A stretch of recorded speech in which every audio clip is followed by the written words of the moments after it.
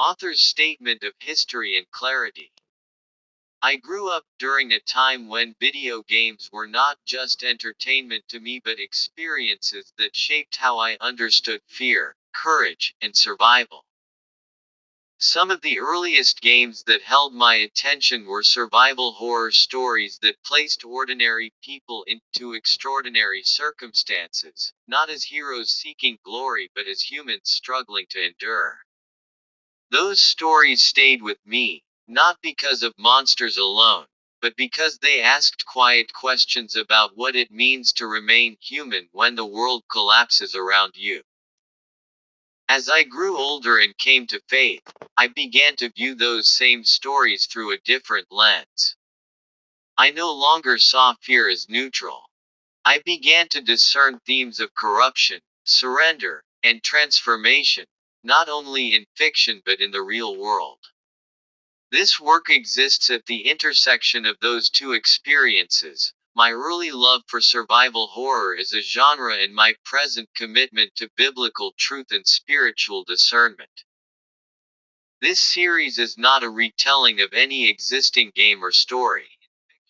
It is an original work that explores similar emotional terrain while intentionally rejecting borrowed characters, settings, plots, and terminology. The purpose is not nostalgia, but reflection. The purpose is not fear for fear's sake, but clarity, exposing how corruption begins quietly, how it spreads subtly, and how discernment is often the final line between survival and surrender. Defining the corruption. In this world, corruption is not a virus, not a parasite, and not a scientific anomaly. Corruption is consent. It begins when fear is accepted as truth. It grows when isolation replaces accountability. It matures when survival is valued above conscience. The corruption does not infect the body first. It erodes the will. Those affected begin to lose the ability to resist certain thoughts, certain impulses, certain whispers that promise safety, power, or relief. Physical changes may follow, but they are consequences, not causes. The corruption responds to surrender. The more a person yields, the more it reshapes them. Those who resist remain fragile, exhausted, and afraid, but they remain themselves. Those who embrace it become something efficient, obedient, and hollow. This corruption does not create monsters. It reveals them. Framing this as a discernment-based series. This series is designed as an exercise in discernment, not only for the characters within the story but for the audience observing it. Each chapter is meant to pose a quiet question rather than deliver a loud answer. What do you accept when you are afraid? What do you excuse when survival is on the line? What do you become when resistance costs too much? The horror is not found in sudden violence alone, but in gradual compromise. The true tension lies in recognizing the moment when safety is offered at the price of obedience, and deciding whether that offer is refuge or a trap. Discernment in this world is not mystical. It is moral. It is spiritual. It is the ability to recognize when something that feels helpful is actually destructive. Genre disclaimer. This work is an original piece of fiction. It is inspired by general survival horror themes such as isolation, scarcity, psychological tension, and moral pressure. It is not affiliated with, endorsed by, or derived from any existing video game, franchise, or intellectual property. All characters, locations, terminology, and events are original creations. Any similarities to existing works are thematic only and exist at the level of genre convention, not specific expression. Original world, name, and lore. World name: Ashfall Reach. Overview. Ashfall Reach is a remote inland region surrounded by natural barriers that limit travel and communication. Long before the events of the story, the area was settled as a place of quiet work, self-reliance, and separation from outside influence. Over time, that isolation became both its strength and its weakness. Power is inconsistent. Signals fade without explanation. Roads deteriorate faster than they should. The land feels heavy, as if it remembers something unresolved. Lore foundation. Decades ago, a belief spread quietly among the people of Ashfall Reach, the belief that fear could be mastered if one simply listened to it. That belief evolved into practices, rituals, and eventually systems designed to remove uncertainty from human decision making. What began as guidance became control. What began as protection became obedience. The corruption did not arrive from outside. It was cultivated. Pilot narrative.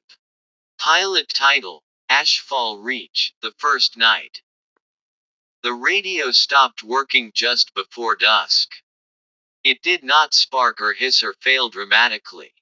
It simply went silent, as if the world on the other side had chosen not to answer anymore. Elias noticed it while adjusting the antenna, his fingers stiff from the cold that clung to everything in Ashfall Reach, even in seasons that were not meant to be cold. He did not panic. Panic came later, after silence had time to settle. The road behind him was empty, stretching back into trees that looked thinner than they should have been, their branches bent inward like listeners. Ahead, the settlement lights flickered, not off, not on, but uncertain. Elias took inventory without thinking. Flashlight half charged, food for 2 days if rationed, one flare, no weapon worth naming. Inside the settlement, doors were closed too tightly. Curtains were drawn too carefully. This was not the behavior of people hiding from danger outside. It was the behavior of people hiding from one another. A figure crossed the street ahead, moving without urgency, head tilted slightly as if listening to something Elias could not hear. When Elias called out, the figure paused but did not turn. After a moment, it continued walking, unafraid.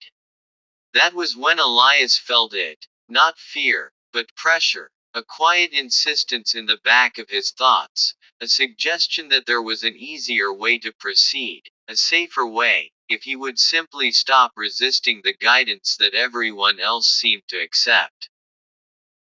He tightened his grip on the flashlight and whispered a prayer he had not planned to say. The night in Ashfall Reach was not loud. It did not scream. It waited. And Elias understood, with unsettling clarity, that survival here would not be determined by strength, speed, or cleverness, but by what he was willing to refuse, even when refusal left him alone.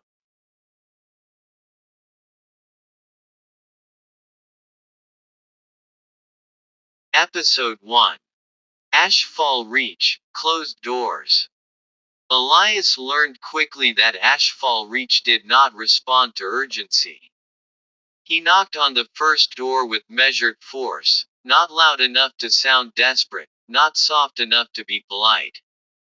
The wood was thick, old, reinforced from the inside. A curtain shifted behind the narrow window, just enough to confirm that someone was there. No voice followed. No question. No refusal. Just stillness. He stepped back and waited. The air smelled like damp earth and smoke that had long since cooled. Somewhere deeper in the settlement, metal scraped against stone, slow and deliberate, not accidental. Elias resisted the instinct to call out again. Something about this place rewarded restraint and punished insistence. At the second house, the door opened an inch, chained tight. A woman's eye appeared in the gap, glassy but alert. She looked past Elias rather than at him, as if checking for permission. You should not be outside, she said, her voice calm, practiced. My radio is dead, Elias replied. I need to know where I am, and why no one is answering. The woman hesitated. Elias saw the moment pass across her face, the point where she weighed truth against safety. When she spoke again, her tone shifted, softer, rehearsed. You are in Ashfall Reach, she said. And answering questions is not encouraged after dark. By who? Elias asked. She did not respond. The door closed quietly, the chain never loosening. As Elias moved deeper into the settlement, he noticed the pattern. Lights were on, but dimmed. Windows were covered, but not sealed. Doors were barred, but not fortified. These were not defenses against an external threat. They were boundaries, agreed upon rather than enforced. In the center of the settlement stood a building taller than the rest, its silhouette cutting into the low clouds. Not a church, though it borrowed the shape. Not a watchtower, though it commanded the view. A bell hung above the entrance, untouched by rope. Elias felt the pressure return, stronger now, a subtle alignment of thoughts that were not his own. You are being watched. You are unsafe alone. There is a way to belong. He stopped walking. The ground beneath his boots was cracked, lines branching outward like fractures in glass. Each step forward felt heavier than the last, not physically, but internally, as if resistance itself carried weight. A voice spoke from behind him. You are struggling because you are undecided. Elias turned. A man stood a few paces away, hands visible, posture open. His face was unremarkable, neither kind nor cruel, the kind that blended into memory rather than standing out. I am struggling because no one here will speak plainly, Elias said. The man smiled faintly. Plain speech causes panic, he replied. We have learned that calm compliance preserves life.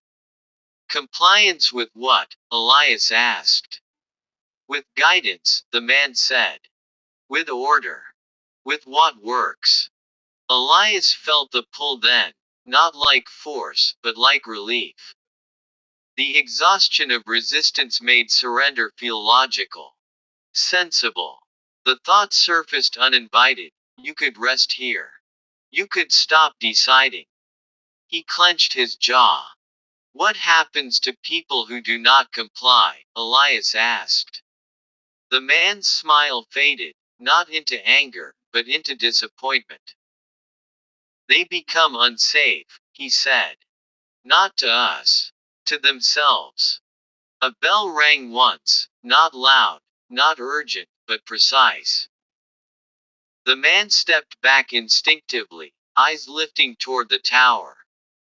It is time for you to choose where you will stay tonight, he said. Inside, with guidance, or outside, with your doubts. Elias looked at the surrounding houses, the darkened windows, the quiet obedience that clung to the air like fog. He understood then that Ashfall Reach did not imprison its people. It persuaded them. He took a step away from the tower. The man did not stop him. Resistance becomes more painful before it becomes impossible, the man said calmly. If you change your mind, the doors will open. Elias walked until the settlement lights faded behind him, until the silence returned, heavier now, less neutral. He found shelter beneath a collapsed overhang, the remains of a structure abandoned before fear learned how to speak. As he sat in the dark, flashlight off, breath steady, Elias realized something with unsettling clarity. The corruption here did not hunt you. It waited for you to agree. And as the night settled fully over Ashfall Reach, Elias prayed again, not for escape, not for safety, but for the strength to recognize the moment when survival would demand surrender, and the courage to refuse it.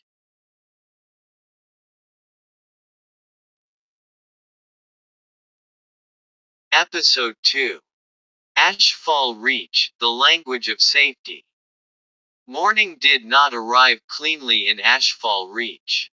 Light seeped in slowly, filtered through ash-colored clouds that never fully cleared.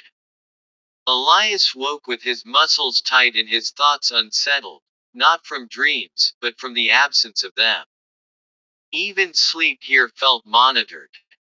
He moved quietly back toward the settlement, staying to the tree line, watching before being seen. People were outside now, not many, but enough to suggest routine.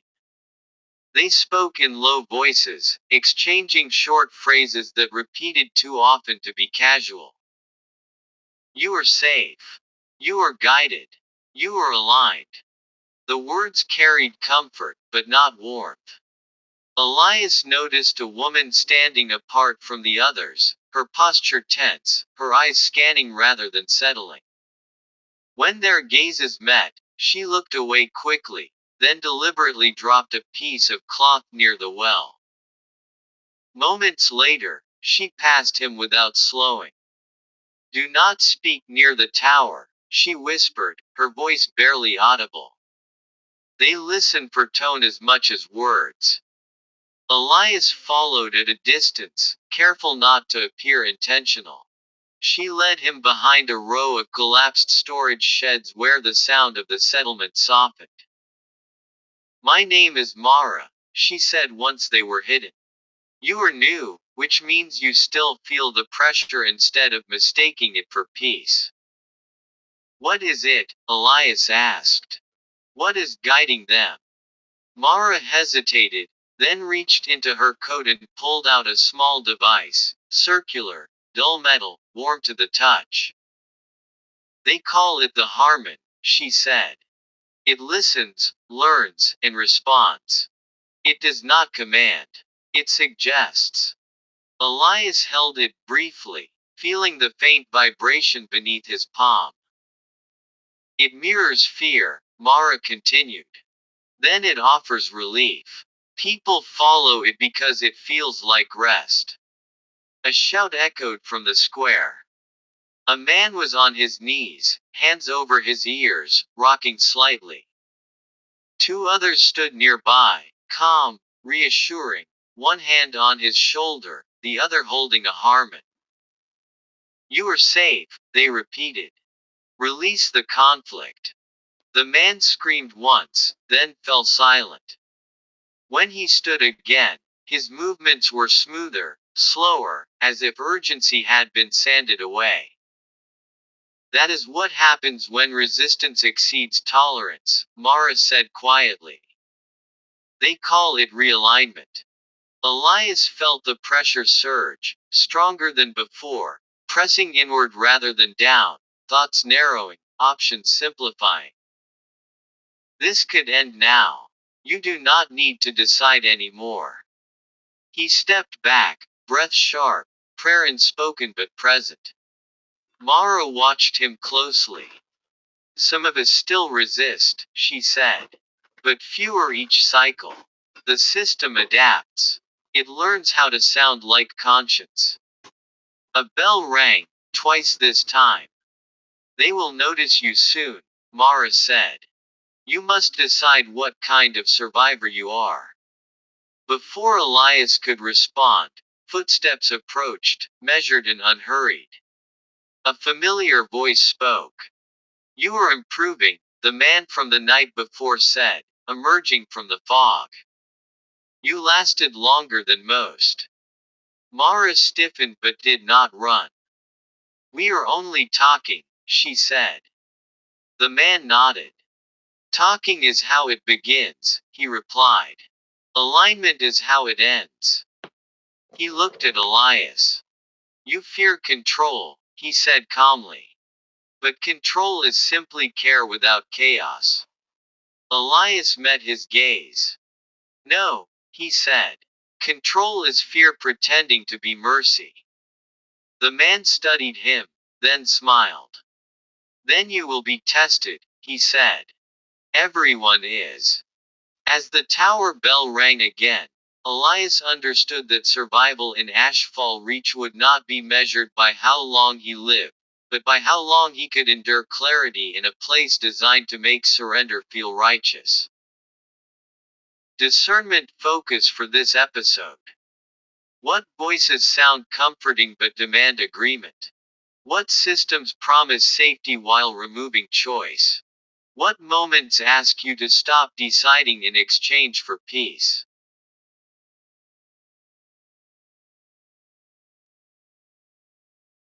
Episode 3. Ashfall Reach, Visible Cost.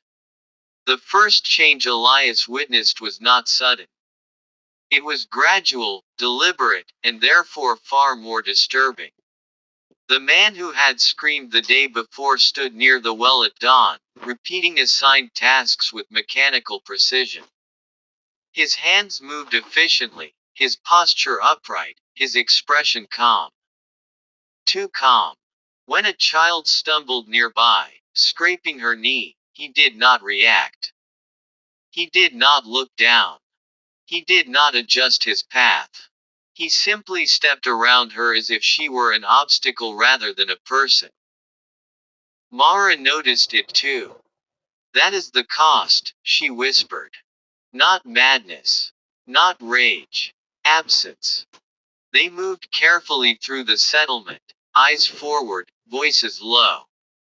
The Harmon units were everywhere now, hanging from door frames, carried openly, resting in hands like prayer objects. People touched them often, not nervously, but affectionately. Elias felt the pressure sharpen as the morning progressed. Thoughts arrived fully formed, polished, persuasive. You are tired. You are alone. Alignment removes conflict. He stumbled once, catching himself against a wall.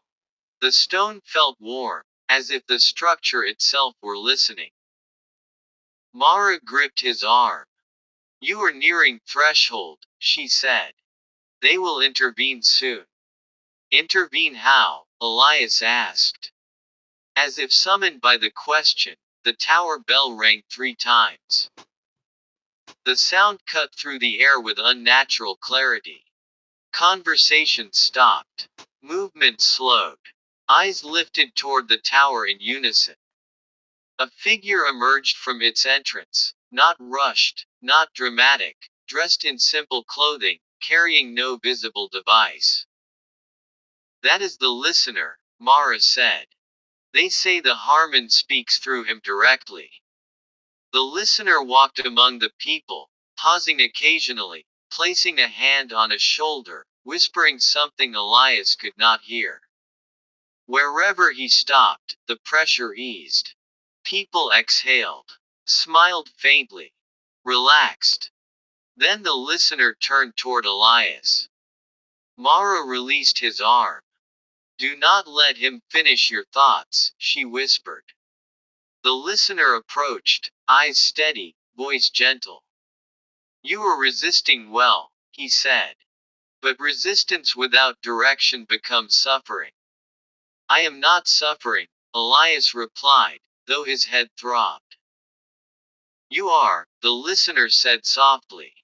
You are simply still interpreting it as virtue. He raised his hand, not touching Elias, but close enough that Elias felt the pull intensify. Images surfaced, warmth, rest, certainty, a future without struggle. For a moment, Elias understood why people surrendered. Not because they were weak, but because they were exhausted. Mara stepped forward. He chooses, she said firmly. The listener looked at her with something like sadness. Choice is a temporary mercy, he said. Eventually, clarity must replace it. Behind him, movement stirred. Elias saw them then, the ones who had surrendered longest. Their bodies were subtly altered, posture too precise, eyes reflecting light differently, skin bearing faint patterns that resembled veins or cracks. Not monstrous, but unmistakably changed. The corruption had begun to show. Elias backed away, heart pounding, words of prayer pressing against his teeth. No, he said aloud. I do not consent. The pressure spiked violently. Mara cried out, dropping to one knee. The listener turned sharply toward her. Resistance harms others, he said. That is why alignment is compassionate. Something inside Elias hardened. He stepped between them. Then your compassion is cruelty, he said. For the first time, the listener's calm fractured. The bell rang again, harsh, urgent. The altered ones moved closer, not aggressive, but directive, shepherding rather than hunting. Mara pulled herself up, blood trickling from her nose. We run, she said. They ran. Not far, not fast, but with purpose, slipping through narrow paths and forgotten structures, disappearing into the outskirts where the system's influence weakened. Behind them, the settlement did not give chase. It did not need to. As they collapsed into cover, breath ragged, Elias understood the truth that settled heavily in his chest. The corruption did not need to destroy resistance. It only needed to make it unsustainable. And as the pressure slowly receded, Elias prayed again, not for escape, but for endurance, knowing now that every step forward would cost more than the last, and that clarity itself had become the most dangerous thing to possess in Ashfall Reach. Discernment focus for this episode. When peace is offered at the cost of empathy. When compassion is redefined as control. When exhaustion is exploited as wisdom.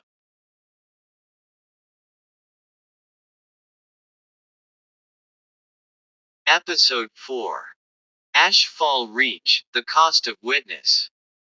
The place Mara led Elias to was not hidden because it was secret. It was hidden because it had been forgotten. An old service tunnel cut into the hillside beyond the settlement, its entrance partially collapsed, its warning signs long faded. Inside, the air felt different, thinner somehow, less weighted by the constant pressure Elias had begun to recognize as intrusion rather than atmosphere. Others were already there. 5 in total, scattered across the dim interior, sitting against walls, tending injuries, whispering prayers that were careful not to sound like defiance. Their faces carried the same expression Elias now recognized in Mara: alert, strained, awake. This is what remains, Mara said quietly. Those who still choose. A man named Calder spoke first, his voice low but steady. The Harmon range is expanding, he said. The tower amplifies it at intervals. We move less each cycle. A woman beside him shook her head. It is learning, she said. Yesterday it responded to silence. Today it responded to scripture. Elias looked at her sharply. It reacted, she continued. Not violently, but precisely. Like it recognized resistance patterns. The realization settled heavily. The corruption was not blind. It was observant. Mara knelt near Elias. That is why witnesses are dangerous, she said. Truth spoken aloud destabilizes alignment. They cannot erase it, so they surround it. A low hum vibrated through the tunnel walls. Everyone froze. The pressure crept back, thinner than before, but sharper, like a blade rather than a weight. They found us, Calder said. No, Mara replied. They felt us. The tunnel lights flickered, then steadied. A voice echoed faintly, distorted but familiar. You are exhausting yourselves. The listener. You mistake isolation for freedom, the voice continued. Return, and the pressure will end. Elias felt the temptation rise again, stronger because it now wore reason. The Harmon did not scream. It negotiated. One of the group stood abruptly, hands shaking. I cannot do this again, he said. It hurts too much. Mara reached for him, but he stepped back. I just want it quiet, he said. The moment he turned toward the tunnel entrance, the pressure lifted from him immediately. Everyone felt it. The corruption rewarded intention. Do not go, Elias said. The man hesitated, eyes wet, then nodded once, apologetic. I am sorry, he whispered. He walked out. The hum softened. Silence followed, heavier than sound. Mara sank against the wall, eyes closed. That is how it wins, she said. Not by force, but by relief.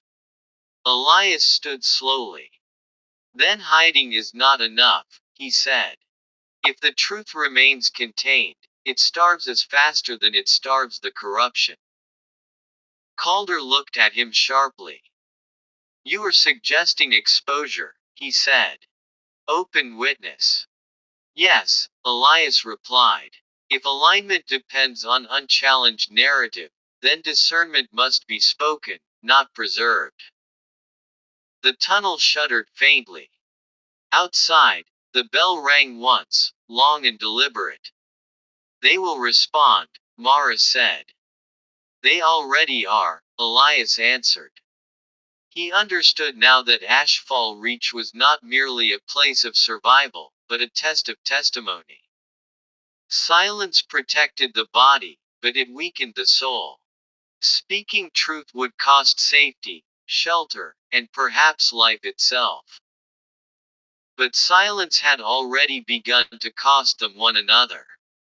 As Elias lifted his head, resolve settling where fear once dominated, he prayed aloud for the first time since arriving, not loudly, not defiantly, but clearly. The pressure recoiled. Not gone, but disrupted. And for the first time since entering Ashfall Reach, Elias saw something he had not seen before. Unease. Not in himself, but in the system that had mistaken consent for inevitability. Discernment focus for this episode. When relief becomes the reward for surrender. When silence feels safer than truth. When witnessing costs more than hiding, but preserves what hiding cannot.